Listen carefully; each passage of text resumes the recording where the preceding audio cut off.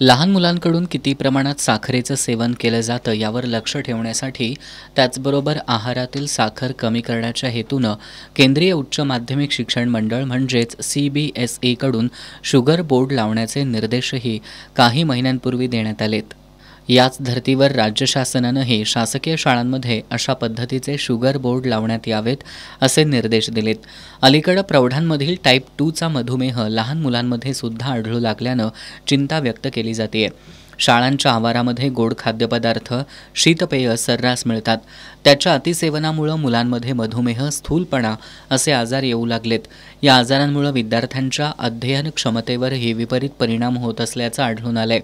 यामुळे येत्या काही दिवसांमध्ये सरकारी शाळांमधून याबाबत जनजागृती करण्यासाठी कार्यशाळा आयोजित करण्यात येणार आहेत अशी माहिती जिल्हा परिषदेच्या प्राथमिक शिक्षणाधिकारी डॉक्टर मीना शेंडकर यांनी दिली आहे। तोडणी कामगाराचा नाहीये, 100% शाळांमध्ये शुगर बोर्ड लावायचा। तर शुगर बोर्ड लावायचं म्हणजे काय की आपल्याला सगळ्यांना माहिती आहे ह्या बदलत्या जीवनशैलीमध्ये साखरेमुळे आपल्याला हेल्थचे इश्यूज किती होतात। तर हे सगळं त्या बोर्डवर त्यांनी लावावं आणि अशा प्रत्येक शाळेमध्ये तो शुगर बोर्ड लावावा असं अपेक्षित आहे। त्या विद्यार्थ्यांना आत्तापासूनच तो एक अवेअरनेस क्रिएट व्हावा हा त्याच्यामागचा उद्देश आहे।